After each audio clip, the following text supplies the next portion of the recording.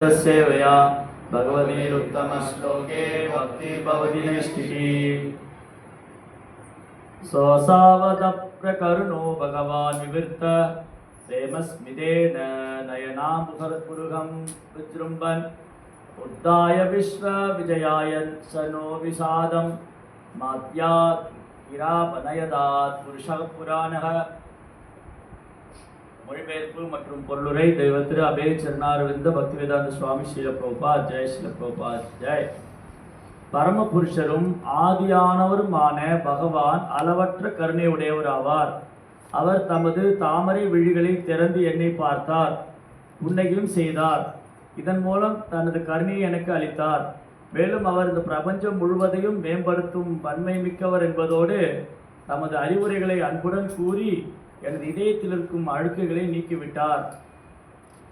நடப்பு உலகில் பௌதி உலகில் வீழ்ந்து கிடக்கும் ஆத்மாக்களிடம் பகவான் எப்பொழுதும் கருணையுடையவராக இருக்கின்றார். இந்த முழு பிரபஞ்சமும் பக்தி தொண்டில் ஆழ்ந்து இந்த முழு பிரபஞ்சமும் பக்தி தொண்டில் ஈடுபட்டு பகவானை வணங்கி அனைவரும் தன்னை உயர்த்தி கொள்வதற்காகவே பகவான் ஒரு வாய்ப்பாக இதை படைத்திருக்கின்றார். மேலும் அனைவரையும் படைத்த நோக்கமும் கூட இதுவே ஆகும். பகவான் தம்மை பல்வேறு புருஷர்களாக விரித்து கொண்டிருக்கின்றார்.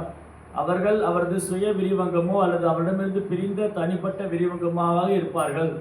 தனிப்பட்ட ஆத்மாக்களின் சிறந்த புருஷர்கள் அவரிலிருந்து பிரிந்த தனிப்பட்ட விரிவுகளே ஆவர். ஆனால் சுய விரிவுகளோ பகவான் தாமே மேற்கொள்வதாகும். சுய விரிவங்கங்கள் என்பவர்கள் ஆள்பவர்கள் என்றால் பிரிக்கப்பட்ட விரிவுகள் ஆனந்தத்தின் பரம வடிவம் மற்றும் அறிவுடன் உன்னதமான ஆனந்தத்தினை பரிமாற்றம் செய்வதற்காக ஆளப்படுபவர்களாக இருக்கின்றனர். விடுதலை பெற்ற ஆத்மாக்கள் பௌதிக கற்பனை கருத்துக்கள் ஏதுமின்றி ஆள்பவர் மற்றும் ஆளப்படுவர் என்றும் ஆனந்தமயமான பரிமாற்றத்தில் தம்மை இணைத்துக் கொள்ளலாம். ஆள்பவர் மற்றும் ஆளப்படுபவர் இடையே உள்ள உன்னதமான பரிமாற்றத்துக்கு சிறந்த உதாரணமாக விளங்குவது பகவான் கோபியருடன் கொண்ட ராசலீலை ஆகும். கோபியர்கள் பகவானுடைய அந்தரங்க சக்தியின் ஆளுமைக்கு உட்பட்ட விரிவுகள் ஆவர். அதனால் அவருடன் பகவான் ஆடிய ராசலீலை நடனமானது சாதாரண ஒரு ஆணுக்கும் பெண்ணுக்கும் இடையில் இருக்கும் பௌதிகமான உறவாக கருதப்படக்கூடாது. மாறாக இது பகவானுக்கும் உயிர்வாளிக்கும் இடையே உயர்ந்த நிறைவான உணர்வு பரிமாற்றமாகும். பகவான் வீழ்ந்துவிட்ட ஆத்மாக்களுக்கு வாழ்வின் உயர்ந்த நிலையினை பெறுவதற்கான சந்தர்ப்பத்தினை அருள்கின்றார். பிரபஞ்சம் என்னும் காட்சியின் முழு நிர்வாக பொறுப்பும் பிரம்மதேவரிடம் ஒப்படைக்கப்பட்டிருக்கிறது. அதனால்தான் அவர் பகவான் தமக்கு தனது குறிக்கோளை சரியாக நிறைவேற்றுவதற்காக வரம் அருள வேண்டும் என்று பிரார்த்திக்கின்றார். ஹரிஹி ஓம் தத்சத். ஓம் அஜ்ஞானதிமிராந்தஸ்ய ஞானாஞ்சலசலாகயா சத்ஸ்வரோன்மிலிதம் யேன தஸ்மை ஸ்ரீ குருவே நமः. ஸ்ரீ சைதன்ய மனோபீஷ்டம் ஸ்தாபிதம் யேன பூதலே ஸ்வயம் ரூபததாமயம் ததாதி ஸ்வபதாந்திகம் வந்தேஹம் ஸ்ரீகுரு ஸ்ரீயுதபதகமலம் ஸ்ரீகுரு வைஷ்ணவம் ச ஸ்ரீரூபம் சாத்வஜாதம் சககண ரகுநாதாமிதம் தம் சஜீவம் சாத்வைதம் சாவதூதம் பரிஜன சகிதம் கிருஷ்ண சைதன்ய தேவம் ஸ்ரீராதா கிருஷ்ண பாதான் சககண லலிதா ஸ்ரீசரம் ச. நமோ ஓம் விஷ்ணுபாதாய கிருஷ்ண பృష్ఠாய பூதலே श्रीमते भक्ति वेदांत स्वामी नामिने नमस्ते सारस्वती देवे गौरवाणी प्रचारिणे निर्विशेष शून्यवादी पाश्चात्य देशतारिणे. जय श्री कृष्ण चैतन्य प्रभु नित्यानंद श्री अद्वैत गदाधर श्रीवासदि गौर भक्तवृंद. हरे कृष्ण कृष्ण कृष्ण हरे हरे हरे राम राम राम हरे हरे.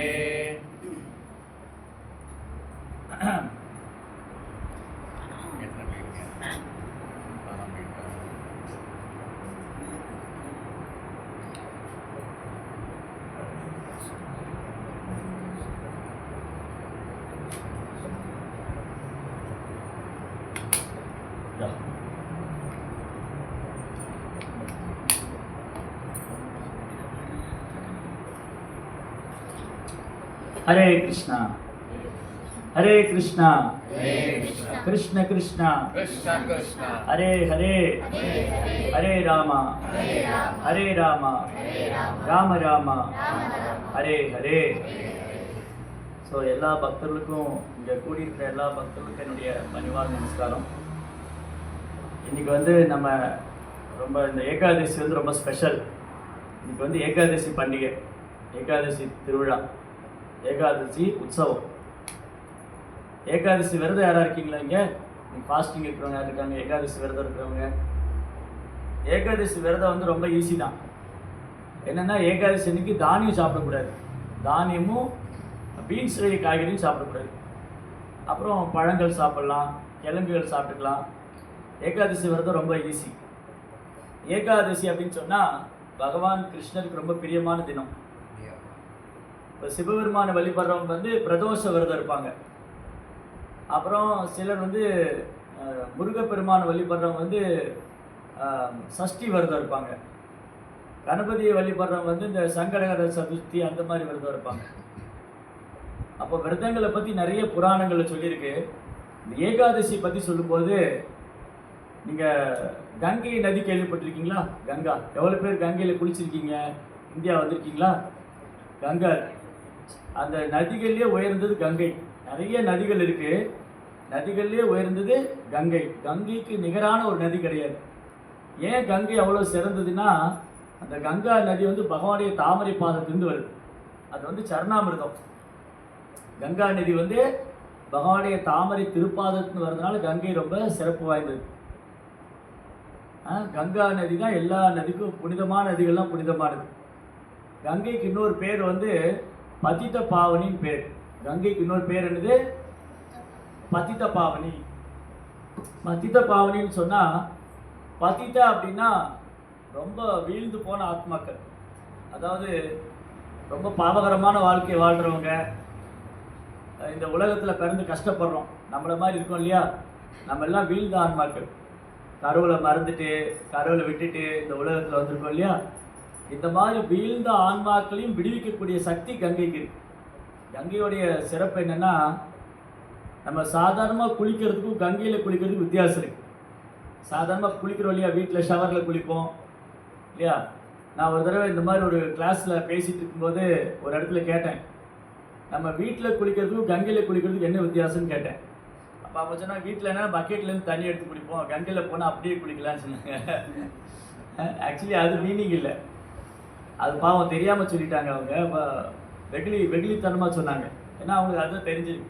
ஆனால் கங்கையில் குளிக்கிறதோட சிறப்பு என்னன்னு சொன்னால், கங்கையில் நம்ம தொடர்ந்து போய் குளித்தோன்னு சொன்னால் நம்ம பாவங்கள்லாம் போகும். பல ஜென்மங்களாக செய்த பாவம்லாம் கங்கையில் குளிக்கிறதுனால போகும். அப்போ அடுத்த கேள்வி வரும், அது எப்படி போகும்னு அடுத்த கேள்வி வரும். ஏன் அது எப்படி கங்கையில் போய் குளித்தா பாவங்கள்லாம் போயிடுமா அப்படின்னு கேள்வி வரும். அர்த்தம் என்னென்னா, நம்ம எல்லாருக்கும் ரெண்டு உடம்பு இருக்குது. நம்ம எல்லாருக்கும் எவ்வளோ உடம்பு இருக்குது? இல்லையே, ஒரு உடம்பு தானே இருக்கு. என்ன நீங்கள் ரெண்டு உடம்பு இருக்குன்னு சொல்லி, எனக்கு ஒரு உடம்பு தானே இருக்கு. ரெண்டு உடம்பு இருக்கா, ஒரு உடம்பு இருக்கா? நம்ம எல்லாருக்கும் ரெண்டு உடம்பு இருக்கா, ஒரு உடம்பு இருக்கா? ஒன்று தான் பார்க்குறோம் இல்லையா? ஆனால் ரெண்டு இருக்கு. நம்ம எல்லாருக்கும் ரெண்டு உடம்பு இருக்கு, ஆனால் ஒன்று தான் பார்க்குறோம். இதுக்குள்ளே இன்னொரு உடம்பு இருக்கு, ரெண்டு சரீரம் இருக்குது நமக்கு, ரெண்டு பாடி. இது இங்கே ஒரு உடம்பு பார்க்குறோம், ஒரு சரீரம் இருக்குது, இதுக்குள்ளே ஒரு சரீரம் இருக்குது. இப்போ நான் ரெண்டு ட்ரெஸ் போட்டிருக்கேன்னு வச்சுக்கோங்க. இப்போ உள்ளே ஒரு பனியன் போட்டிருக்கேன், வெளியில் ஒரு ஷர்ட் போட்டிருக்கேன். அப்போ நான் உள்ளே போட்டிருக்கிற பனியன் தெரியல, ஆனால் என்ன நினச்சிருக்கேன், நான் ஒரு ஷர்ட்டு தான் போட்டிருக்கேன்னு நினச்சிருக்கேன். ஆனால் நான் ரெண்டு ஷர்ட் போட்டிருக்கேன். இன்னர் வேறு ஒன்று இருக்குது, அவுட்டர் வேறு ஒன்று. இன்னர் கார்மெண்ட் ஒன்று இருக்குது, அவுட்டர் கார்மெண்ட் ஒன்று. உள்ளே ஒரு ஆடை போட்டிருக்கேன், வெளியில் ஒரு ஆடை போட்டிருக்கேன். அந்த மாதிரி இந்த உடலில் உயிர் இருக்குது, ஆன்மா. அந்த ஆன்மா ரெண்டு உடம்புனால மூடி இருக்கு. இப்போ இந்த உடம்பை நம்ம ரெண்டு ஆடை போட்டு மறைச்சிருக்கோம். இந்த உடம்பை என்ன பண்ணியிருக்கோம், நம்ம ரெண்டு ஆடை போட்டு மறைச்சிருக்கோம். வெளியில் ஒரு ட்ரெஸ் போட்டிருக்கோம், உள்ளே ஒரு ட்ரெஸ் போட்டிருக்கோம். அந்த மாதிரி ஆன்மாவை ரெண்டு உடம்பு மூடி இருக்கு. ஒன்று இப்போ பார்க்குற உடல், நீங்கள் எல்லாம் என்ன பார்க்குறீங்க இல்லையா? இந்த உடம்பு, இதுக்கு ஸ்தூல சரீரம்னு பேர். இதுக்கு என்ன பேர்? ஸ்தூல சரீரம் அல்லது மெட்டீரியல் பாடி. இதுக்குள்ளே இன்னொரு உடல் இருக்குது, அது சூட்சம சரீரம், கண்ணுக்கு தெரியாது. சூட்சமான எனக்கு கண்ணுக்கு தெரியாது. அதுக்கு சப்டில் பாடின்னு பேர். நீங்கள் எவ்வளோ பேர் மனசு பார்த்துருக்கீங்க? மனது பார்த்துருக்கீங்களா? மனசு இருக்கா? உங்கள் பேர் என்னது? ராஜன். ராஜன் சார் உங்கள் மனசு காமிக்க முடியுமா? அப்புறம் எப்படி மனசு இருக்குன்னு சொல்கிறீங்க? நீங்கள் உங்கள் மனசு பார்த்துருக்கீங்களா? சரி, மனசு கூட யாராவது செல்ஃபி எடுத்திருக்கீங்களா? அப்புறம் எப்படி மனசு இருக்குன்னு சொல்கிறோம்? மனது இருக்குங்கிறதுக்கான சாட்சி என்ன, அடையாளம் என்ன? நீங்கள் காமிச்சிருக்கீங்களா? சயின்ஸா? சயின்ஸ் இல்லை, ஒரு உணர்ச்சி. உணர்ச்சின்னு சொல்ல முடியாது. மனது இருக்கிறதுக்கான அடையாளம் என்ன? மனது இருக்கிறதுக்கான அடையாளம் என்னது? மனது இருக்கிறதுக்கான அடையாளம் என்னதுன்னு சொன்னால் மனதை பார்க்க முடியாது, உணரலாம். இப்போ நான் வந்து அவர் சொன்ன உணர்ச்சின்னு சொன்னார் இல்லையா, அது இன்னும் கொஞ்சம் விவரமாக சொல்லணும்னா, இப்போ நான் வந்து ராஜனை திட்டுறேன். இங்கே ராஜன் உங்களுக்கு அறிவு இல்லையா? உடனே அவருக்கு என்ன ஆயிடும்? மனசில் வருத்தம் ஆகிடும். எல்லாரும் முன்னாடி என்னை பார்த்து அறிவு இல்லையான்னு கேட்டாரு. யார் இவர்? முதல்ல என்ன முதல்ல உங்களுக்கு அறிவு இருக்கான்னு கேட்பார் இல்லையா? அப்போ நான் யாரையா பார்த்து அறிவு இல்லையான்னு கேட்டால் என்ன சொல்லுவாங்க? திரும்ப உனக்கு முதல்ல அறிவு இருக்கான்னு கேட்பேன் இல்லையா? அப்போது என்னை திட்டுனா எனக்கு கோவம் வருது.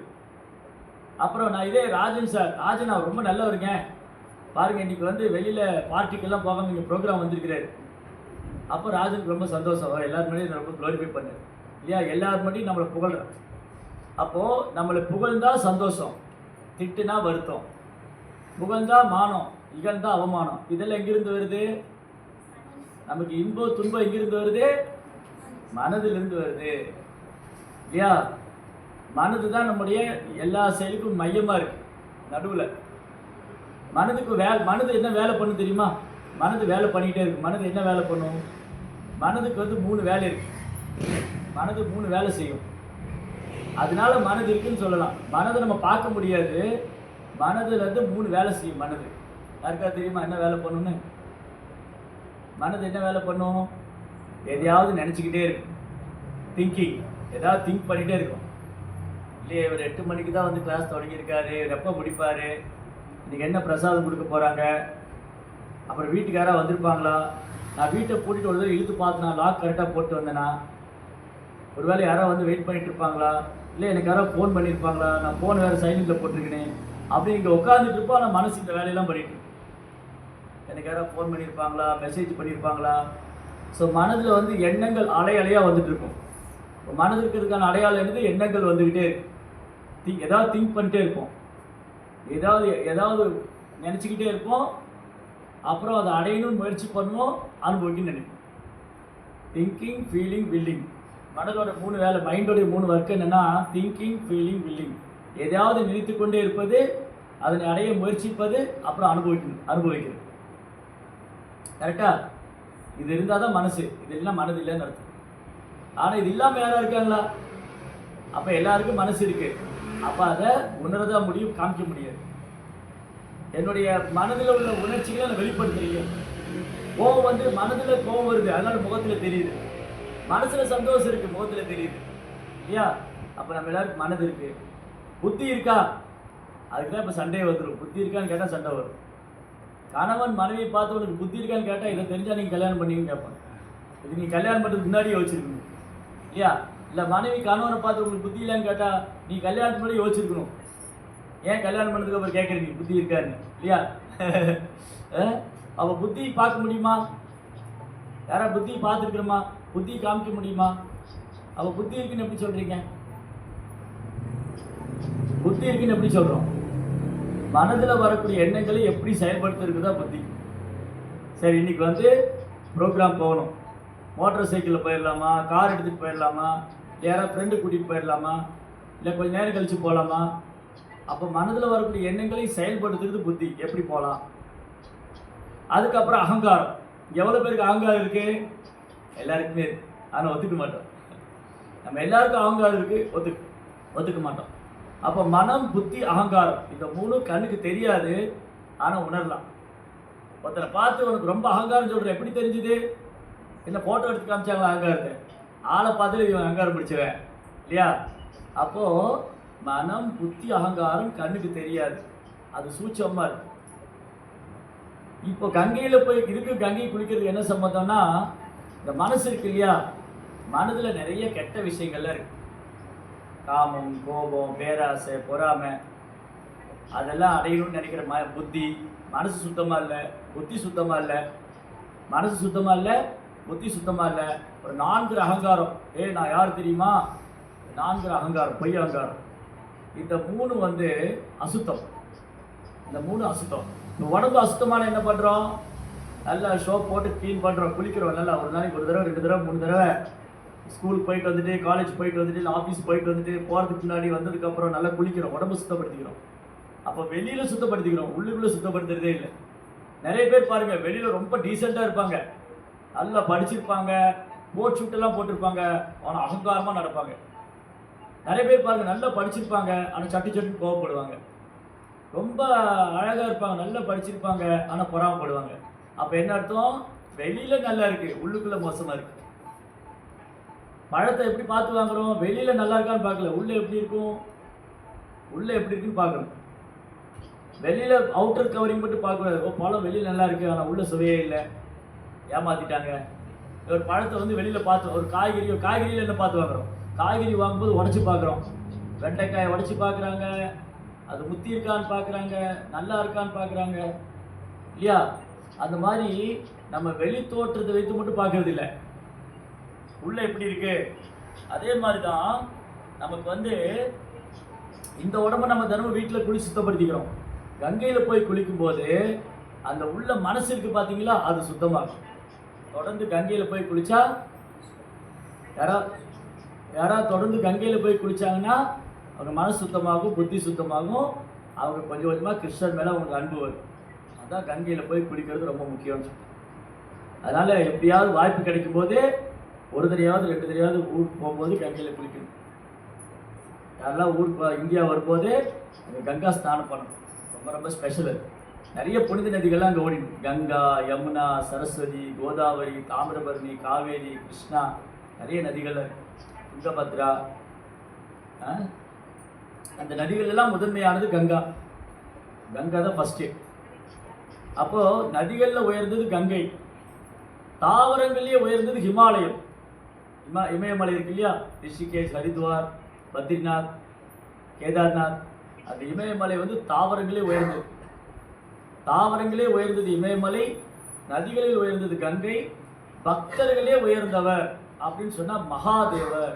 வைஷ்ணவானாம் யதா சம்பு, பக்தர்களே உயர்ந்தவர் மகாதேவ். அதுக்கப்புறம் விரதங்களே உயர்ந்தது ஏகாதசி. விரதங்களே சிறந்தது எது, ஏகாதசி. ஏன்னா ஏகாதசிங்கிறது பகவானுக்கு ரொம்ப பிரியமான நாள். இப்போ எப்படி ஏகாதசிக்கு இவ்வளோ சிறப்பு, கங்கைக்கு எப்படி இவ்வளோ சிறப்பு, கங்கை பகவானுடைய தாமரை பாதத்திலிருந்து வந்தனால கங்கைக்கு சிறப்பு. அந்த கங்கை தண்ணி, இப்போ நீங்கள் எவ்வளோ பேர் சிவபெருமானுடைய ஃபோட்டோ பார்த்துருக்கீங்க, சிவபெருமானுடைய ஃபோட்டோ பார்த்துருக்கீங்களா. சிவபெருமான் சிவா, அவர் எப்படி இருப்பார், சிவபெருமான் எப்படி இருப்பார் பார்த்துருக்கீங்களா, பார்த்தது இல்லையா. அஜித் விஜய் ஃபோட்டோலாம் பார்த்துருக்கீங்களா, சினிமாலே பார்த்து, நேரில் கூட பார்த்துருப்பீங்க. சிவபெருமான் ஃபோட்டோ பார்த்துருக்கீங்களா, எப்படி இருப்பார் சிவபெருமான். சிவபெருமான் வந்து நம்ம பார்க்குற சிவபெருமான், நீங்கள் வெளியில் பார்க்குற சிவபெருமான் கிடையாது. சாஸ்திரத்தில் வேதங்கள் என்ன சொல்லி, சிவபெருமானுடைய நிறம் வந்து பொன் நிறத்தில் இருக்கணும், தங்க நிறம் இருக்குல்ல. அந்த மாதிரி இதில் திருவாசகத்திலே இதில் பாடியிருக்கு, பொன்னார் மேனியன். சிவபெருமானுக்கு பேர் வந்து பொன்னார் மேனியன். பொன்னார் மேனினா ஒரு உடம்பு வந்து பொன் நிறத்தில் இருக்கும். அப்புறம் ருத்ராட்ச மாலை அணிஞ்சிருப்பார். தலை ஓடு, மண்டை ஓடு இருக்குல்லையே, அதை மாலையாக போட்டிருப்பார். கழுத்தில் ஒரு பாம்பு தொங்கிட்டு இருக்கும், கையில் ஒரு பாம்பு தொங்கிட்டு இருக்கும், காலில் ஒரு பாம்பு தொங்கிட்டு இருக்கும். அதுக்கப்புறம் ஜடா முடி இருக்கும். அந்த ஜடை முடியில் ஒரு பிறை சந்திரன் இருக்கும். அப்புறம் அந்த ஜடை முடியிலேருந்து ஒரு தீர்த்தம், ஒரு தண்ணி இப்படி வெளியில் வரும். அவர் உடம்பெல்லாம் ஸ்மசானத்துக்கு சாம்பல் எடுத்து பூசியிருப்பார். சுடுகாடு இருக்கு இல்லையா, சுடுகாட்டில் சாம்பல் எடுத்து பூசியிருப்பார். ஏன் சிவபெருமான் அப்படி இருக்காரு, சுடுகாட்டில் இருக்கிற சாம்பல்லாம் எடுத்து பூசியிருக்காரு. பாம்புகள்லாம் அவர் மேலே உட்காந்துருக்கு. அவர் தலையிலேருந்து ஒரு தீர்த்தம், ஒரு ஜலம் வருது. அவர் தலையிலையும் பிறை சந்திரன் இருக்குது. இதெல்லாம் இன்றைக்கி யோசிச்சிருக்கிறோமா. போனோமா, சாமி கும்பிட்டோமா, பொங்கல் வாங்கி சாப்பிட்டோமா, பிரார்த்தனை பண்ணோமா, வேலை முடிஞ்சுது. தெரிஞ்சுக்கணும் சிவபெருமான் யார், கிருஷ்ணர் யாரு, பார்வதி யாரு, ஏன் அவங்க அந்த ரூபத்தில் இருக்காங்க, இதுக்கான காரணம் என்ன, பிரம்மதேவர் யார். இங்கே பிரம்மாவுடைய பிரார்த்தனை படித்தோம் இல்லையா? பிரம்மாவுக்கு எவ்வளோ தலை கேள்விப்பட்டீங்களா? பிரம்மாவுக்கு எவ்வளோ தலை இருக்கு? 5 தலை. அவர் 5 தலைங்கிறாரு. 5ஆ 4ஆ 2ஆ 3ஆ 1ஆ? 4. குட். 4 தலை. ஆக்சுவலி 5 தலை பிரம்மாவும் இருக்காங்க, நிறைய பிரம்மா இருக்காங்க. 1 தலை பிரம்மா, 2 தலை பிரம்மா, 100 தலை பிரம்மா, 1000 தலை பிரம்மாலாம் இருக்காங்க. ஆனால் நம்ப மாட்டாங்க யாரும் சொன்னால். அது எப்படி ஒருத்தருக்கு 1000 தலை இருக்க முடியும்? இதே வந்து ஹாலிவுட் படத்தில் எடுத்தால் நம்புவாங்க, ஆமாம் அவருக்கு 1000 தலை இருக்குது. சினிமாவில் சொன்னால் ஆமாம். சினிமாவில் ஒரு ஹீரோ வந்து நேற்று நான் பிரச்சாரத்துக்கு போகும்போது வெள்ளை காக்கா பறந்துது, ஆமாம் வெள்ளை காக்கா பறந்துது எங்கள் ஹீரோ சொன்னார், எங்கள் தலைவர் சொன்னார் இல்லையா? சினிமாவில் வந்து ஒரு ஹீரோ சொல்லிட்டாருன்னா ஆமான்னு சொல்லுவாங்க. நம்ம சொன்ன வச்சுக்கோங்க, இந்த சாமி பொய் சொல்கிறாரு, எப்படி 1000 தலை இருக்க முடியும்? ஆனால் சினிமா நடிகர் சொன்னால் நம்புவாங்க, சினிமாவில் காமிச்சா நம்புவாங்க, நம்ம சொன்னால் நம்ப மாட்டோம். அப்போ யார் மேலே தப்பு இருக்குது? என்னென்ன எங்களை நம்பணுமா சினிமாக்காரங்க நம்பணுமா? எங்களையே நம்பணும்னு சொன்னால் பிரபுபாதர் சொன்னதை சொல்லுவோம். பிரபுபாதர் என்ன சொல்லி கொடுத்துருக்காரு? பிரபுபாதர் வந்து ஒரு தூய பக்தர், ஒரு ஆச்சாரியர். பிரபுபாதர் புக்கில் என்ன எழுதியிருக்காரோ, பிரபுபாதர் என்ன சொல்லியிருக்காரோ அதை தான் நாங்கள் சொல்லுவோம். நான் புதுசாலாம் ஒன்று கண்டுபிடிச்சதுன்னு சொல்ல மாட்டேன், நான் ஏதோ கற்பனை பண்ணிலாம் சொல்ல மாட்டேன். சாஸ்திரத்தில் என்ன சொல்லியிருக்கு, சாஸ்திரத்தில் வேதங்கள் என்ன சொல்லியிருக்கு, அப்புறம் ஆச்சாரியர் குருமார்கள் என்ன சொல்லியிருக்காங்க, இது சரியான தகவலா? நான் இப்போ 2 கேள்வி கேட்குறேன்.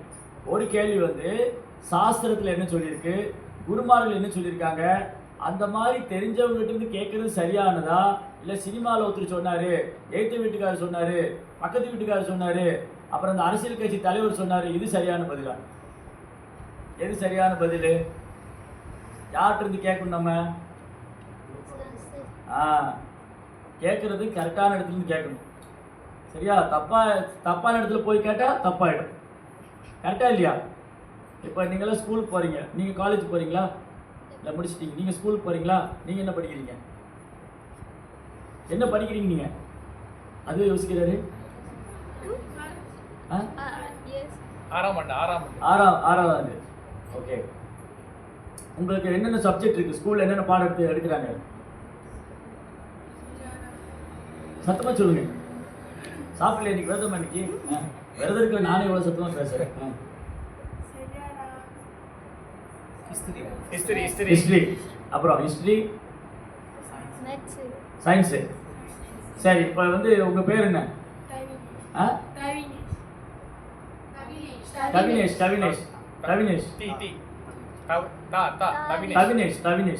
ஓகே, தவினேஷ் வந்து ஸ்கூலுக்கு அமிச்சாங்க, அவங்க அப்பா அம்மா வந்திருக்காங்களே இங்கே?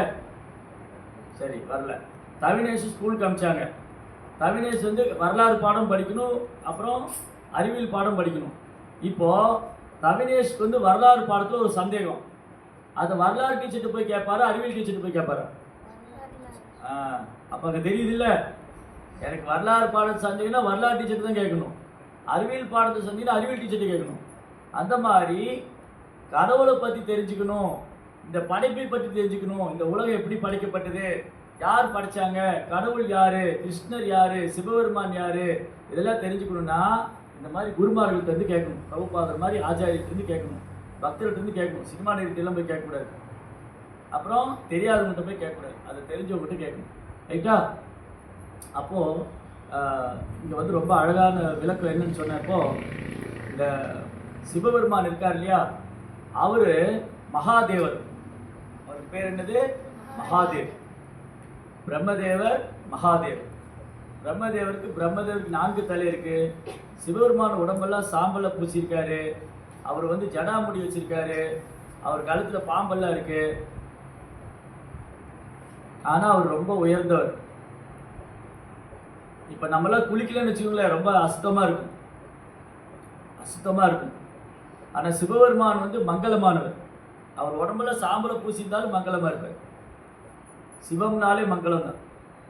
அதுக்கப்புறம் சிவபெருமான் என்ன பண்ணுவாராம், அவருக்கு இன்னொரு பேருக்கு பூதநாதன் பேர். இந்த பூதங்கள்லாம் கூட அவர்கிட்ட போயிடுச்சுன்னா அவர் பாதுகாப்பு தருவார். நீ ஒன்றும் பயந்துக்காத, நான் ஒன்று பார்த்துக்கிறேன். நம்ம பூதத்தை வந்து பயந்துக்கணும். இங்கெல்லாம் பேய் பூதம்லாம் கேள்விப்பட்டிருக்கீங்களா? அதில் இருக்கா இல்லைன்னு நிறைய பேருக்கு சந்தேகம் இப்போ. ஆனால் இருக்கு. எங்கே வரும் பேய் பூதெல்லாம் எங்கே வரும் தெரியுமா? பேய் பூதெல்லாம் எங்கே இருக்கும்? யாரும் ஒழுங்காக குளிக்கிறது இல்லை, பல்லு விளக்குறது இல்லை, ராத்திரியானா ஊர் சுற்றுறவங்க பின்னாடிலாம் பேய் பூதெல்லாம் போகும். யார் சுத்தமாக இருக்காங்க, பக்தி பண்ணுறாங்க, வீடெல்லாம் சுத்தமாக வச்சுருக்காங்கன்னா அங்கே பேய் பூதெல்லாம் வராது. இந்த மாதிரி வீடெல்லாம் சுத்தம் பண்ணி வீட்டில் பூஜை அறையெல்லாம் வச்சு துளசியெல்லாம் வச்சு வீடு சுத்தமாக இருந்தால் அங்கே யார் வருவா? லக்ஷ்மி வந்திருப்பாங்க. வீடு சுத்தமாக இருந்தால் யார் வந்திருப்பாங்க? லக்ஷ்மி வந்திருப்பாங்க. வீடெல்லாம் போட்டு குப்பை மாதிரி போட்டு வச்சு அங்கே பேப்பர் குப்பை, எங்கே குப்பை, அழுக்கு துணி க்ளீன் பண்ணல, அழுக்கு ட்ரெஸ்ஸு போட்டு குளிக்காமல் அப்படியே பெட்டெல்லாம் உட்காந்து அதெல்லாம் அசுத்தம் பண்ணி வச்சுருந்தா அங்கே யார் வருவா? பேய் இருக்கும். எனக்கு கண்ணுக்கு தெரியல, இன்னும் உங்களை பிடிக்கல, வீட்டுக்குள்ளே தான் இருக்குது. அது என்னைக்கா ஒரு நாள் கோவம் வந்து பிடிக்கும். அவன் பேய் பிடிச்சுன்னா என்ன சொல்லுவா? பேய் பிடிச்சவங்க பார்த்துருக்கீங்களா? ஓ கத்துவாங்க, ஓடுவாங்க, அலறுவாங்க, சங்கிலி போட்டு கட்டி வச்சுருப்பாங்க அவனை. நீங்கள் கேரளாவில் வந்து ஒரு கோயில் இருக்காங்க. இந்தியாவில் வந்து கேரளாவில் ஒரு சோட்டானிக்கரன் ஒரு அம்மன் கோயில் இருக்கு. அந்த அம்மன் கோயிலில் பேய் பிடிச்சவங்களாம் சங்கிலி போட்டு கட்டி வச்சுருப்பாங்க. அந்த பேய் ஓட்டுவாங்க. அந்த மாதிரி பேய் இருக்கு இல்லையா? அந்த பேயின்னா என்னென்னா, இப்போ நான் இறந்து போயிட்டேன். ஆனால் என் ஆசை நிறைவேறவே இல்லை. என் ஆசை நிறைவேறாமல் இறந்து போயிட்டேன்னா நான் ரொம்ப பாவம் செஞ்சேன்னா நான் பேயோட உடலில் இருப்பேன். அந்த பேய்க்கு உடல் இருக்குது, ஆனால் அனுபவிக்க முடியாது. இப்போ நான் வந்து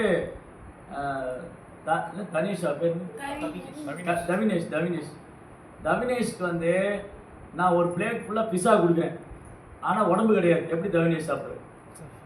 ஆனால் தவினேஷ் சாப்பிடணும்னு ஆசை இருக்குது, உடம்பு தானே சாப்பிட முடியும். அப்போ என்ன பண்ணுவோம்? அந்த பேய்க்கு பிஸா சாப்பிட்ணுன்னு ஆசை இருக்குது, அது தவினேஷோட உடம்புல வரும். அப்போ தவினேஷ் உடம்புல 2 ஆன்மா வந்துடும். ஏற்கனவே ஒரு ஆத்மா இருக்குது தவினேஷ் உடம்புல, இன்னொரு ஆன்மா வந்துடும். அது வந்து அவரை பிடிச்சி டார்ச்சர் பண்ணும். அந்த மாதிரி ரொம்ப பாவகரமான வாழ்க்கையை வாழ்ந்தவங்க, மனுஷ வாழ்க்கை கிடச்சி ரொம்ப பாவம் பண்ணவங்க, மது அருந்தினவங்க, மாமிசம் சாப்பிட்டவங்க, தகாதோரம் பண்ணவங்க, சூடாக நிறைய பேர் இருக்காங்க. இந்த மாதிரி பாவகரமான வாழ்க்கை. அவங்க வந்து பேய் பிடிக்கும். அவங்க என்ன பண்ணுவாங்க? இன்னொருத்தர் உடம்புக்குள்ளே போவாங்க. அந்த பேய் வந்து இன்னொரு உடம்புக்குள்ளே வரும். புரியுதா உங்களுக்கு? பயமுறுத்துறேன்னு சொல்லல, சாஸ்திரத்தில் இருக்குது. நான் உங்களை பயமுறுத்துறேன்னு நினச்சிக்காதீங்க, இதெல்லாம் உண்மை. நான் சும்மா வந்து டைம் பாஸ் பண்ணிட்டு போகலான்னா வரல, நான் உண்மையை சொல்கிறதுக்காக வந்திருக்கேன். இதெல்லாம் இருக்குது சாஸ்திரத்தில். வந்து இந்த பேய்கள்லாம் இருக்குது இல்லையா? இப்போ நம்ம கோயிலுக்கு போகலாமா? அந்த பேயெல்லாம் கோயிலுக்கு போக முடியாது, அங்கே பிரார்த்தனை பண்ணுவோம். அதுக்கு வந்து அதெல்லாம் ரொம்ப மோசமான வாழ்க்கை. அதனால் என்னாச்சு? அவங்களுக்கு ஒரே கதி தான் இருக்குது.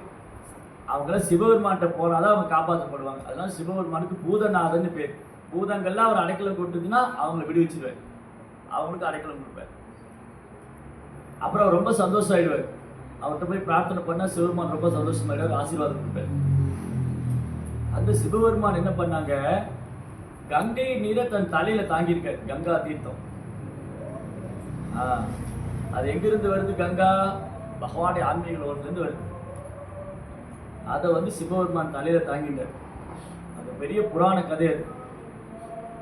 அந்த கதை வந்து ரொம்ப பெரிய கதை. ஒரு ஷார்ட்டா சொல்றவங்களுக்கு, பகீரதன் ஒரு ராஜா இருந்தார்.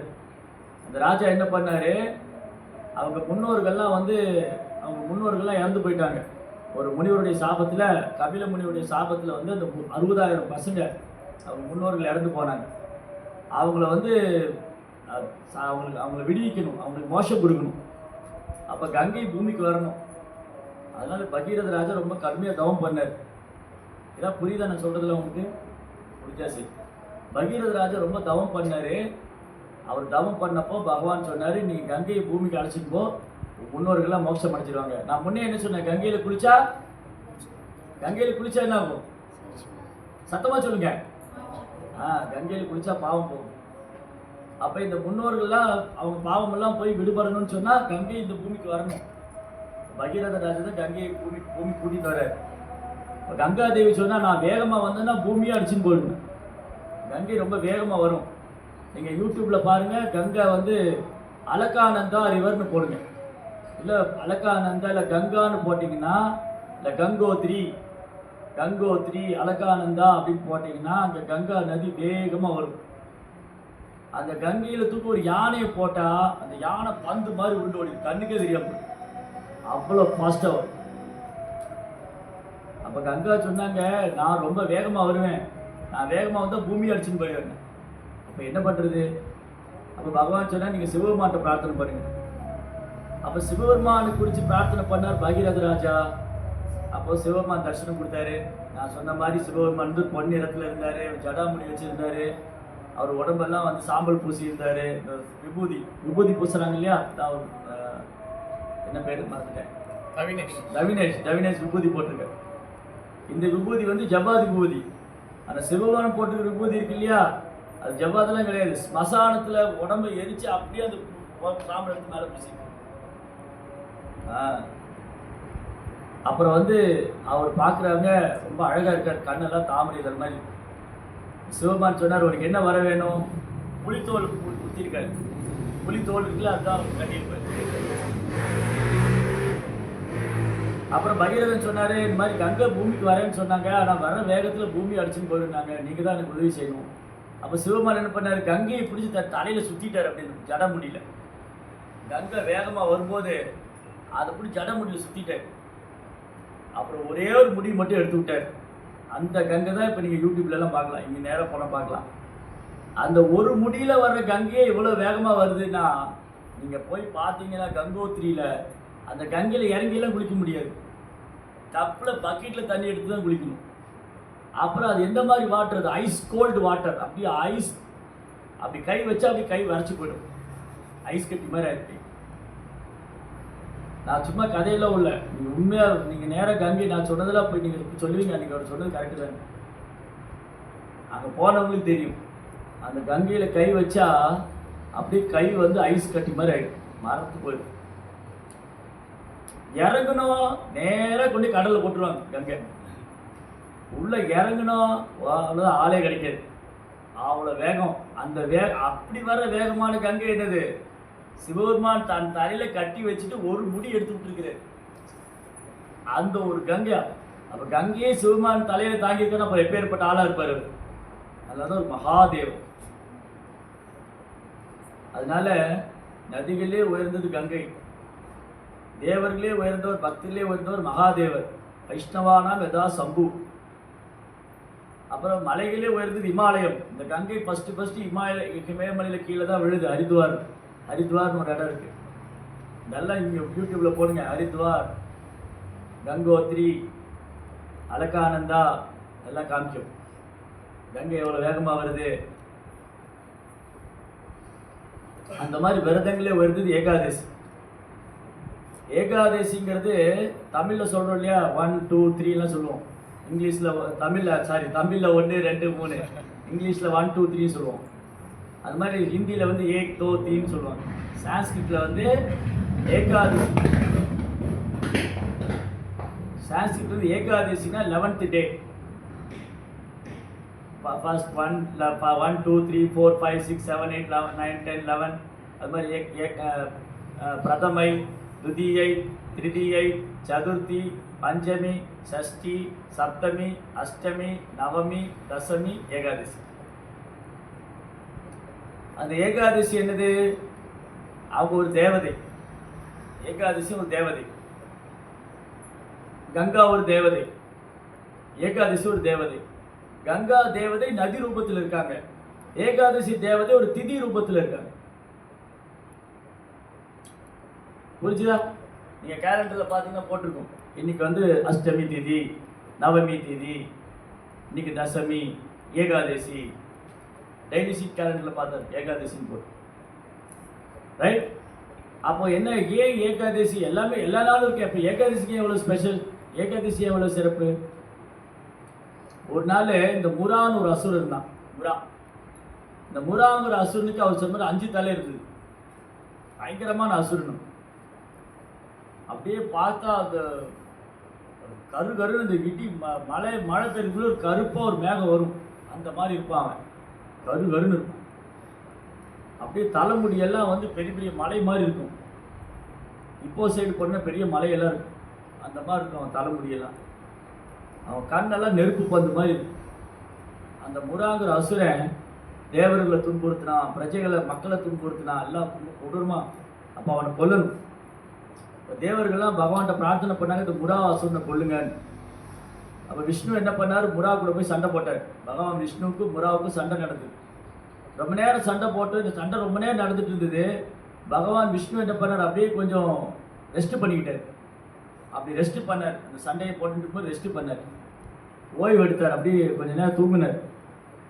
இந்த முரா அசுரன் அடிக்க வந்து பார்த்தீங்கன்னா இந்த விஷ்ணு படுத்துட்டு இருக்காரு. விஷ்ணு படுத்துட்டு இருக்காரு. இவர் படுத்துட்டு இருந்தாலும் சரி எந்திரிச்சு கொல்லணும்னு போனான். அப்போ அவர் உடம்புல இருந்து ஒரு தேவதை வந்து, அந்த தேவதை வந்து ஒரு வாள் எடுத்து முராவை ஒரே சீவிட்டாங்க தலையை. விஷ்ணு கண்ணை திறந்து பார்த்தா அந்த முரா அசுரன் இறந்து போயிருக்கு. யார் இந்த முராவை கொன்னது? நாலு கூட சண்டை போட்டுட்டு இருந்தேன். அவள் பக்கத்தில் தான் ஒரு தேவதை நின்று இருக்கா. பிரபு, நான் தான் கொன்னேன்னா. ஓ, நீ யாரு? நான் தான் ஏகாதேசி, நான் உங்க பக்தை, நான் தான் ஏகாதேசி. ஓ ஏகாதேசி, நீ இந்த முராங்கிற அசுரனை கொன்னதுனால நான் உனக்கு வரம் கொடுக்குறேன். உன்னுடைய ஏகாதசிக்கு யார் பக்தர்கள் விரதம் இருக்காங்களோ அவங்க எனக்கு ரொம்ப பிரியமானவங்க. அவங்க எல்லா பாவத்திலிருந்து விடுபடுவாங்க. அவங்க என்னுடைய உலகத்துக்கு வருவாங்க. விஷ்ணுடைய உலகம் தெரியுமா?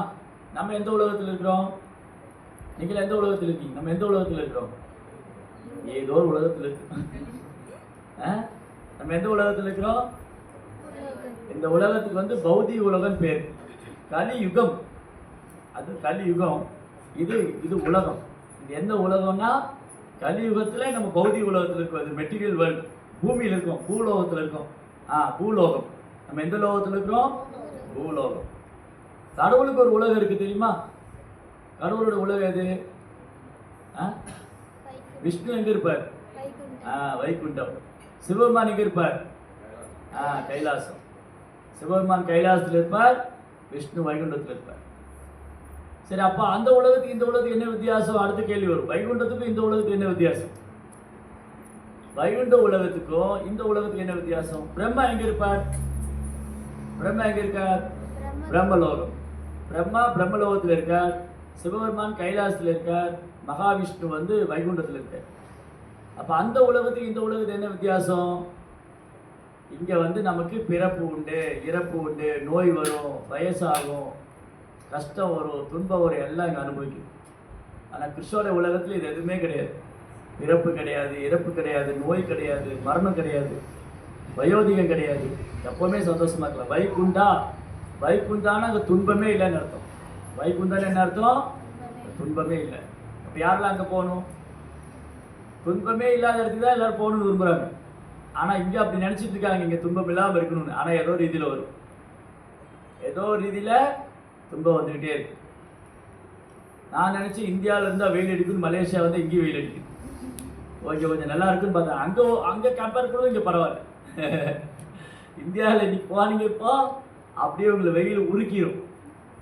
நல்லா வந்து மைக்ரோ ஓவனில் வச்ச மாதிரி இருக்கும். போனீங்கன்னா வீட்டுக்குள்ளே போனால் இந்தியாவில் வந்து அப்படி வெயில் அடிக்கும் போ மேலெல்லாம். சரி, மலேசியாவில் போனால் நல்லா இருக்குன்னு பார்த்தா இங்கேயும் இப்படி வெயில் அடிக்குது. ஆனால் இந்தியாவை கம்பேர் பண்ணும்போது பரவாயில்ல, ஏதோ கொஞ்சம் பழச்சிக்கலாம். அப்போ இந்த உலகத்தில் எங்கே போனால் துன்பம் இருக்கும். சில இடத்துல போனால் ரொம்ப குளிர் அடிக்கும். ஐயோ இங்கே குளிருது.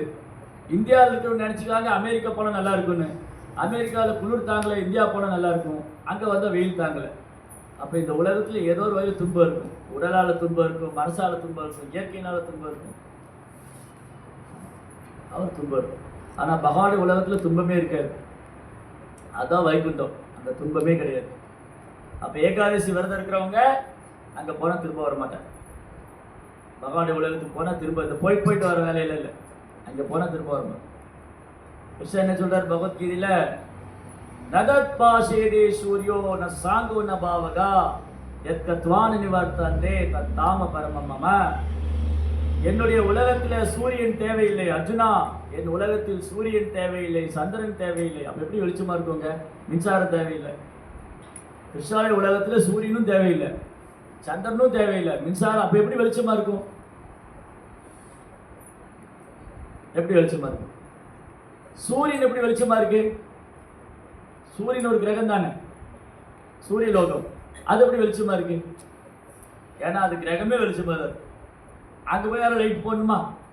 தேவையே. சூரியனுக்கு லைட் தேவையா? தேவையில்லை. ஏன்னா அதுவே வெளிச்சம் கொடுக்கும். அந்த மாதிரி தான் சூரிய மண்டலமே வெளிச்சம் கொடுக்கும்போது கிருஷ்ணனுடைய உலகம் ஏன் வெளிச்சம் கொடுக்காது? அந்த வைகுண்ட லோகம் எப்பவுமே சுய பிரகாசம், எப்பவுமே வெளிச்சம், சுய பிரகாசம். அங்கே இருட்டே கிடையாது. இப்போ ஏன் இருட்டாச்சு? எங்கேயோ இருட்டா இருக்கு. இப்போ ஏன் இருட்டா இருக்கு? இப்போ சூரியன் இல்லை, சூரியன் வந்தோடனே வெளிச்சம் வருது இல்லையா? ஆனால் இங்கே தான் வந்து சூரியன் வரும்போது வெளிச்சமாக இருக்கும், சூரியன் போயிட்டா இருட்டாயிடும். ஆனால் கிருஷ்ணர உலகத்தில் எப்பவுமே வெளிச்சமாக இருக்கும், இருட்டாகவே இருக்காது, இருளே கிடையாது. அங்கே வெளிச்சமாக இருக்கும், சுயப்பிரகாசம்.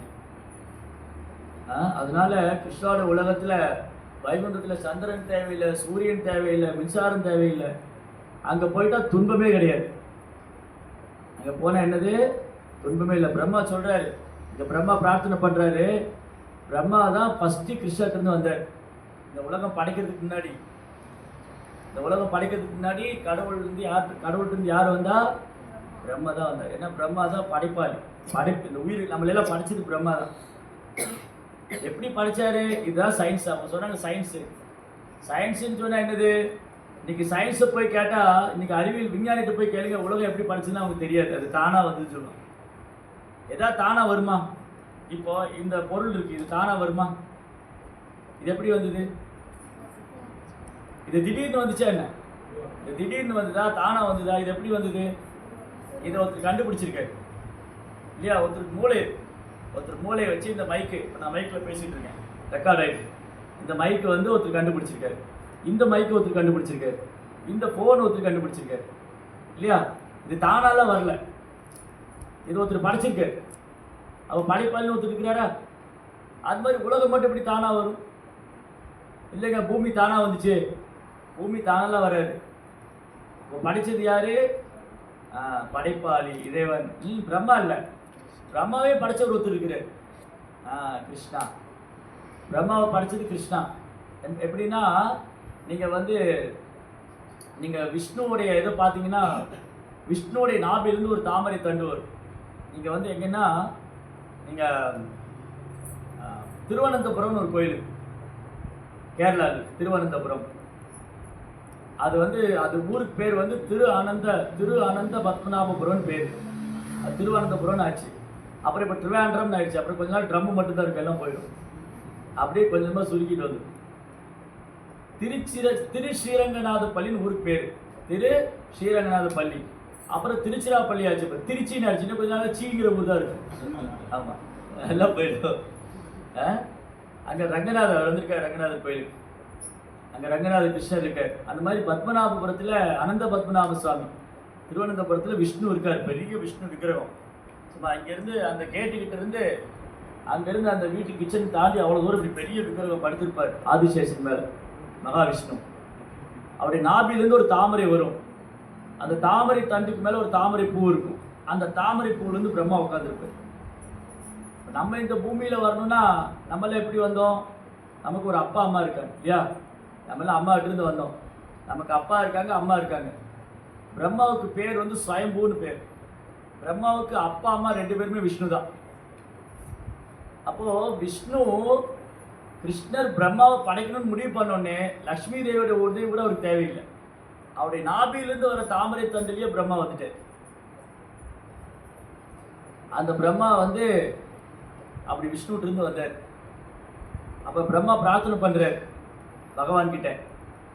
பகவான்கிட்ட என்ன பிரார்த்தனை பண்ணுறாரு? முதல்ல பகவான் பிரம்மா தான் பார்க்குறாரு. ஃபஸ்ட்டு கடவுளை பார்த்தது யாரு? பிரம்மா. பிரம்மா தான் நம்ம எல்லாருக்கும் தாத்தாவோடைய தாத்தா.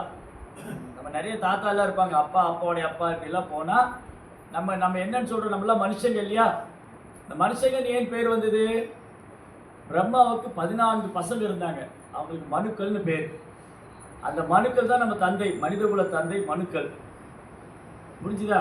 ஏதாவது புரியுதா? உங்களுக்கு புரிகிற மாதிரி சொல்கிறேன். இந்த உலகம் படைக்கிறதுக்கு முன்னாடி கடவுள் மட்டும்தான் இருந்தார். கடவுளை யாரும் படைக்க முடியாது. அடுத்த கேள்வி கேட்பேன், கடவுளை யார் படைச்சார்? நான் ஒரு கிளாஸில் பேசிட்டு இருந்தேன், இந்த உலகத்தை வந்து கடவுள் படைச்சாரு. அப்போ ஒருத்தர் வந்து கேட்டார், கடவுளை யார் படைச்சாரு? கடவுளை யாரும் படைக்க முடியாதுயா, அவர் தான் எல்லாத்தையும் படைக்கிறாரு இல்லையா? இப்போ இந்த உலகத்தை கடவுள் படைத்தார். கடவுளை யார் படைத்தார்னா அப்போ அவர் எப்படி கடவுள்னு சொல்லுவோம்? கடவுளை ஒருத்தர் படைச்சிருந்தா அப்போ அந்த படைத்தவன் தானே கடவுள்னு சொல்லணும். கரெக்டா இல்லையா? புரியுதா இல்லையா? புரியுது. அப்போது கிருஷ்ணர் என்ன பண்ணார், பிரம்மா வந்து கிருஷ்ணாட்டத்து பிரம்மா வந்தார். பிரம்மா பார்க்குறாரு, எல்லா பக்கம் இருட்டாரு, வெளிச்சமே தெரியல. நான் எங்கே இருக்கேன், நான் யார், எங்கே உட்காந்துருக்கேன், ஒரே குழப்பமாக இருக்கு. அது ஏதோ ஒரு தாமரை பூ மேலே உட்காந்துருக்காரு. அப்படியே அந்த தாமரை பூ வந்து கீழே அந்த தண்டை பிடிச்சி கீழே இருந்தால் அது போய்கிட்டே இருக்கு, அதுக்கு முடிவே இல்லை. ரொம்ப கொஞ்ச நேரம் கழிச்சு குழம்பி போயிட்டாரு. திரும்பி மேலே வந்து உட்காந்துக்கிட்டாரு. ஒரே குழப்பமாக இருக்குது. நான் யார், நான் எங்கேருந்து வந்தேன், நான் என்ன பண்ணணும், நான் என்ன வேலை செய்யணும். இப்போ திடீர்னு உங்களை கூட்டிகிட்டு போய் ஒரு ரூமில் லைட்டாக அணைச்சி கதவை அடைச்சி விட்டேன். கண்ணை கட்டி கூட்டிகிட்டு போயிட்டேன். கண்ணை கட்டி கூட்டிகிட்டு போய் உங்களை பின்னாங்க ஐலாண்டில் விட்டேன். ஐயோ, நீ கண்ணை கழிச்சு விடணும், எங்கே இருக்கேன், எந்த பக்கம் போகணும், என்ன ஒன்றும் புரியாது. ஒரே குழப்பமாக இருக்குது. திடீர்னு அந்த மலை மேலே மட்டும் விட்டேன். பின்னாங்க இல்லை இல்லையா, எந்த பக்கம் போகணும்னு தெரியாது. அது மாதிரி பிரம்மாவுக்கு ஒரே குழப்பமாக இருக்குது. அப்புறம் பிரம்மா வந்து முயற்சி பண்ணுறாரு, தான் யாருன்னு யோசிக்கிறார், கற்பனை பண்ணுறாரு, தவம் பண்ணுறாரு, ஒன்றுமே புரியல. அப்புறம் ஒன்று புரிஞ்சிச்சு அவருக்கு, நான் வந்து வந்திருக்கேன்னா எனக்கு என்னை படைச்சவர் ஒருத்தர் இருக்கணும்.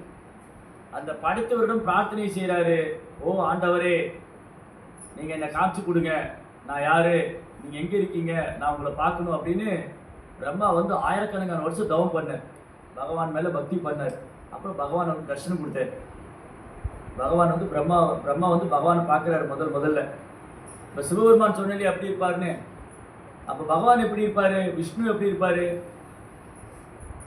விஷ்ணு பார்த்துருக்கீங்களா, எப்படி இருப்பார், ஃபோட்டோலாம் பார்த்துருப்பீங்க, நேரில் பார்த்துருக்க மாட்டீங்க. விஷ்ணு எப்படி இருப்பார், அவருக்கு 4 கரங்கள் இருக்கும். 4 கையில் என்ன வச்சுருப்பார், சங்கு, சக்கரம், கம்பித்திரி, மத்தாப்பு, புஸ்வானம், என்ன வச்சிருப்பாரு, சங்கு, சக்கர, கதை, தாமரை. ஒரு கையில் சங்கு, ஒரு கையில் சக்கரம், ஒரு கையில் கதை, ஒரு கையில் தாமரை. நீங்கள் கேரளாவில் போனால் குருவாயூர் கோயில் இருக்கும். குருவாயூருக்கு 4 கரங்கள் இருக்கும், சங்கம், சக்கரம், கதை, தாமரை. அப்படி மழைக்காலத்து மேகத்தை ஒத்த நிறம்.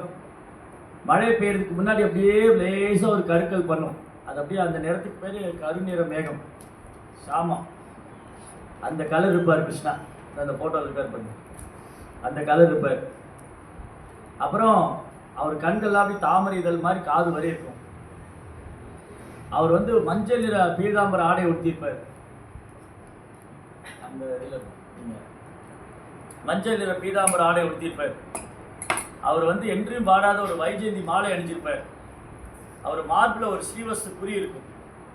கழுத்தில் வந்து கௌஸ்துவ மணி இருக்கும். இங்கே இருக்காரு, நான் சொன்னா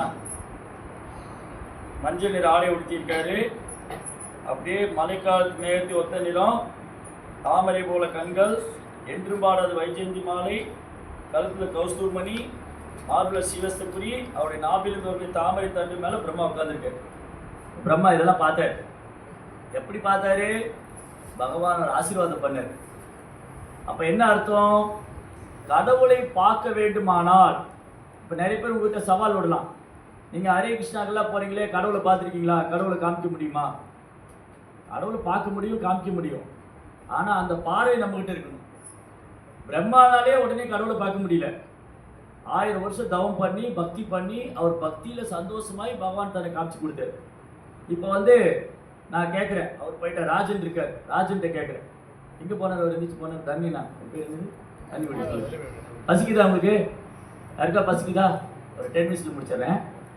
சரி, இப்போ ராஜன் பார்த்து ஒருத்தர் கேட்குறாரு. ராஜன் வந்து சொன்னார், ஒரு ஃப்ரெண்டுகிட்ட போய், நான் வந்து ஹரே கிருஷ்ணாவில் போயிட்டுருக்கேன், அங்கே வந்து பக்தியெல்லாம் பண்ணிகிட்டு இருக்கேன், இந்த மாதிரி பகவத் இதெல்லாம் சொல்லி தராங்க.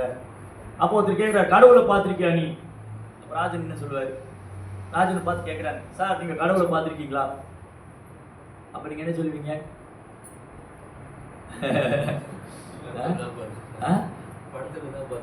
படத்தில் தான் பார்த்துருக்கேன். அப்போ ஒத்துக்க முடியாது, நீங்கள் நேரில் காமிக்கணும். இப்போ நான் வந்து சொல்கிறேன் ராஜன்ட்ட, இப்போ என்ன ராஜனோட ஃப்ரெண்டுன்னு வச்சுக்கோங்க, நான் ராஜன் சொல்கிறேன், சார் நீங்கள் கடவுளை காமிக்க முடியுமா, கடவுள் இருக்கார், முதல்ல கடவுள் இருக்கார் நம்புறீங்களா அப்படின்னு காமிங்க அப்படின்னு நான் சவால் விடுறேன். நான் வந்து ராஜன்கிட்ட சவால் விடுறேன், சார் நீங்கள் கடவுள் இருக்கா நம்புறீங்களா? நான் கடவுள் இல்லைன்னு சொல்கிறேன், கடவுளை காமிக்க பார்க்கலாம். அப்போ ராஜன் என்ன செய்வார், நீ நம்பினா நம்பு, நம்பாட்டி போட்டு போயிடு இல்லையா? பட் அப்படி இல்லை, நம்ம நிரூபிக்கலாம். எப்படி நிரூபிக்கலாம்? இதே தான் பிரபுபாட்ட வந்து கேட்டாங்க. பிரபுபாதர்கிட்ட வந்து கேட்டாங்க, பிரபுபாத் இந்த இயக்கத்தை வந்து அமெரிக்காவில் தொடங்கினார். அப்போ அங்கே நிறைய சந்தேகங்கள்லாம் கேட்டிருப்பாங்க இல்லையா, எப்படி கிருஷ்ணரை கடவுள்னு சொல்கிறீங்க, கிருஷ்ணரை பார்த்துருக்கீங்களா, கிருஷ்ணரை காமிக்க முடியுமா, கேள்வி கேட்டிருப்பாங்க இல்லையா. சும்மா அப்படியே குருட்டுத்தனமாக எடுத்துக்குவாங்களா? இல்லை. ஸோ இப்போ வந்து இப்போ மணி எவ்வளோச்சு, 9 மணி ஆச்சு. சரி, இப்போ வந்து நான் ராஜன் கேட்குறேன், சூரியன் இருக்காரா? சூரியன் இருக்காரா? ராஜன் சொல்ல இருக்காரு. நான் நம்ப மாட்டேன். இப்போ சூரியனை காமிங்க. இப்போ காமிச்சதை நம்புவேன். அப்போ ராஜனால சூரியன் காமிக்க முடியுமா? அவர் சொல்லுவார், சூரியன் இருக்கு, நீ நம்பினாலும் நம்பாட்டிப்போம். வேணா ஒன்று பண்ணு, இங்கே உட்காந்துட்டு காலையில் 6 மணிக்கு வரும், பார்த்துக்கோ இல்லையா? கரெக்டா? சூரியன் இருக்கு. இப்போ மணி 9 ஆச்சு, இப்போ இரவு 9 மணி. சூரியன் இருக்கு, ஆனால் என்னால் பார்க்க முடியாது. ஆனால் பார்க்க முடியும். ஒரு பொறுமையாக உட்காந்து காலையில் 6 மணி வரைக்கும் இருந்தேன்னா பார்க்கலாம். அதெல்லாம் முடியாது. சூரியனே முன்னாடி வா, அப்போதான் நம்புவேன்னு சொல்ல முடியாது. என் முன்னாடி சூரியனுக்கு வந்து ஆர்டர் போட முடியாது. சூரியனுக்காக இப்போ கட்டளை போட முடியுமா? இப்போ உட்காந்துட்டு நான் வந்து சூரியனே நீ இருக்கிறது உண்மையா, என் முன்னாடி வா, அப்போதான் நம்புவேன்னா சூரியன் வராது. என்ன கற்று ராத்திரி கூட கற்றுட்டு இருந்தாலும் வராது. காலையில் 6 மணிக்கு அவரே மேலே வருவார். தப்பாரு சூரியன் வந்துருச்சு. அப்படிதான் கடவுளை வந்து நான் கற்பனை பண்ணி உணர முடியாது. இல்லை கடவுளுக்கு ஆர்டர் போட முடியாது. கடவுளே நீ இருக்கிறது உண்மையா, முன்னாடி வா, அப்படி கடவுளுக்கு ஆர்டர் போட்டு புரிஞ்சிக்க முடியாது, பார்க்க முடியாது. அப்போ கடவுளுக்கு ஆர்டர் போட்டுலாம் பார்க்க முடியாது, கற்பனை பண்ணி பார்க்க முடியாது, ஆராய்ச்சி பண்ணி பார்க்க முடியாது. அப்போ எப்படி பார்க்க முடியும்? பிரம்மா எப்படி பார்த்தாரு? அவருக்கு பக்தி பண்ணதுனால பகவான் அவர் காமிச்சு கொடுத்தாரு. அப்போது நான் பொறுமையாக உட்காந்துருந்தா எனக்கு சூரியனை முன்னாடி வரும். அந்த மாதிரி கடவுள் மேலே அன்பு செய்ய ஆரம்பிச்சிட்டா கடவுள் நம்ம முன்னாடி வருவார். அவர் எப்படி வேணாலும் வருவார். இந்த மாதிரி விக்கிர ரூபத்தில் வருவார், ஆன்மீக குரு ரூபத்தில் வருவார், மனதில் இதயத்திலேயே பரமாத்மாவாக இருக்கார். எல்லா பக்கம் அவர் காமிச்சு கொடுப்பார். அப்போ கடவுளை உணர முடியும். அதான் பிரபுபா சொன்னார். ஒருத்தர் வந்து கேட்டார் பிரபுபாட்ட, சாமிஜி நீங்கள் கடவுளை பார்த்துருக்கீங்களா? எஸ். எனக்கு காமிக்க முடியுமா? என்னால் காமிக்க முடியும், உன்னால் பார்க்க முடியாதுங்க. பிரபுபா என்ன சொன்னார்? என்னால் கடவுளை காமிக்க முடியும், உன்னால் பார்க்க முடியாது. ஏன்னா அதுக்கான பார்வை நம்மகிட்ட இல்லை. இது எப்படி கடவுளை, பிரம்மானால் எப்படி கடவுளை பார்க்க முடிஞ்சுது? பிரம்மானால் எப்படி கிருஷ்ணரை பார்க்க முடிஞ்சுது? பக்தியினால் பார்க்க முடியுது. அப்போ நமக்கு பக்தி இருந்தால் நம்மளுக்கு கடவுளை பார்க்கலாம். இப்போ இங்க விக்கிரகம் இருக்கு, ராதா கிருஷ்ணன் விக்கிரகம். இப்போ நமக்கு பக்தி இருந்தால் அங்கே பகவான் தெரிவார். இல்லாட்டி அது ஒரு மார்பிளாக தான் தெரியும். இன்னைக்கு ஒரு மார்பிள் பொம்மை வச்சிருக்காங்க. பக்தி இல்லாதவங்க எப்படி தெரியாது? ஒரு மார்பிள் பொம்மையா தெரியும். பக்தருக்கு எப்படி இங்க கிருஷ்ணர் இருக்காரு, ரொம்ப அழகா இருக்காரு, நிறைய பூவெல்லாம் போட்டு அலங்காரம் பண்ணியிருக்காங்க, கிருஷ்ணருக்கு வந்து பிரசாதம் படைக்கிறாங்க, கிருஷ்ணர் வந்து சாப்பிட்றாரு. அப்போ யார் இதை புரிஞ்சிக்க முடியும்? பக்தர்கள் தான் புரிஞ்சிக்க முடியும், பக்தி இல்லாதவங்க புரிஞ்சிக்க முடியாது. சரி, அப்போ பக்தி வளரணும், இதெல்லாம் புரிஞ்சுக்கணும் இல்லையா? கடவுள் யாரு, அவர் எப்படி உணர்றது, அவர் எப்படி நான் வந்து புரிஞ்சுக்கிறது, அவர்கிட்ட எப்படி அன்பு செய்யறது, அதுக்கு தான் குரு பிரபுபாத் இருக்கு. பிரபுபாத் எப்படி சொல்லி கொடுத்துருக்காரு? நீங்கள் கடவுளை உணரலாம், அப்போ நீங்கள் கொஞ்சம் தூய்மை அடையணும். ஏன்னா கடவுள் ரொம்ப தூய்மையானவர். நம்ம தூய்மையாகாமல் கடவுளை உணர முடியாது. அப்போ தூய்மை ஆகணும்னு சொன்னால் என்ன பண்ணணும்? பிரம்மா என்ன பண்ணாரு? நீங்கள் பிரம்மாவோட கையில் பார்த்தீங்கன்னா ஒரு ஜப மாலை வச்சுருப்பார். அவருக்கு 4 கை இருக்கும், அதில் ஒரு கையில் ஜப மாலை வச்சுருப்பார். இந்த மாதிரி ஜப மாலை அது உள்ளே வச்சுதான் நீங்கள் பாருங்க. இந்த மாதிரி பிரம்மா வந்து ஒரு ஜப மாலை வச்சுருப்பார். இந்த மாலையில் வந்து பிரம்மா என்ன பண்ண ஜபம் பண்ணுவார். ஹரே கிருஷ்ணா கிருஷ்ண கிருஷ்ணா ஹரே ஹரே, ஹரே ராமா ராம ராமா ஹரே ஹரே. இந்த மாதிரி 1000 வருஷம் பிரம்மா ஜபம் பண்ணார். அப்போ பகவான் தரிசனம் கொடுத்தார். அப்போ பிரம்மாவுடைய வழியை நம்ம ஃபாலோ பண்ணா நாமளும் கடவுளை உணரலாம். அதுக்கான ப்ராசஸ் தான் இந்த ஜபா மெடிடேஷன். இங்கே எவ்வளோ பேர் ஜபம் பண்ணுறீங்க? ஹரே கிருஷ்ணா மந்திரம் தினமும் ஹரே கிருஷ்ணா மந்திரம் ஜபம் பண்ண நல்லா கை தூக்குங்க, மேலே நல்லா தூக்குங்க. ரைட். அப்போ இப்போ தான் நம்ம ஆரம்பிச்சிருக்கோம். அதனால நான் ஜபம் பண்ண உடனே கிருஷ்ணனுக்கு தெரியலையே, தெரியவார். எப்போ அழுக்குகள்லாம் போகணும், இந்த இதயத்தில் இருக்க அழுக்குகள்லாம் போகணும். காமம், கோபம், பேராசை, இதயம் சுத்தமாகும். அப்போ மந்திரன்னு சொன்னால் இதயத்தை சுத்தப்படுத்துறது, இதயத்தை விடுவிக்கிறது, இதயத்தை வந்து சுத்தப்படுத்துறது, மனதை வந்து விடுவிக்கிறது. மந்திரஹா திராயதே இது மந்திரஹா, மனதை சுத்தப்படுத்துறது, மனதை திறக்கு செய்யும். இப்போ மனது அழுக்காக இருக்குது, அதனால தான் என்னால் கடவுளை பார்க்க முடியும். அப்போ கடவுள் நான் ஒன்றுனா என் மனசு சுத்தமாகும். அப்போ நான் மந்திராவை சாண்டிங் பண்ண கிருஷ்ணா கொஞ்சம் கொஞ்சமாக ரிவீல் பண்ணுவார். எப்படி கிருஷ்ணா ரிவீல் பண்ணுவார்? இந்த விக்கிரகத்துக்கு கூட நம்ம பிரார்த்தனை ஏற்றுக்குவார். அது நமக்கு காமிச்சு கொடுப்பார். நம்ம செய்கிற சேவையில் கொஞ்சம் கொஞ்சமாக கடவுளை உணர ஆரம்பிச்சிடலாம். அப்போ இந்த மந்த்ரா வந்து ஹரே கிருஷ்ண கிருஷ்ண கிருஷ்ண ஹரே ஹரே, ஹரே ராம ராம ராம ஹரே ஹரே. இந்த மந்திரத்தை சொன்னதுனால பிரம்மாவுக்கு பகவானால தர்ஷனம் கிடைச்சது. அவர் எப்போ பகவானுடைய நாமத்தை சொல்லிட்டே இருந்தார்.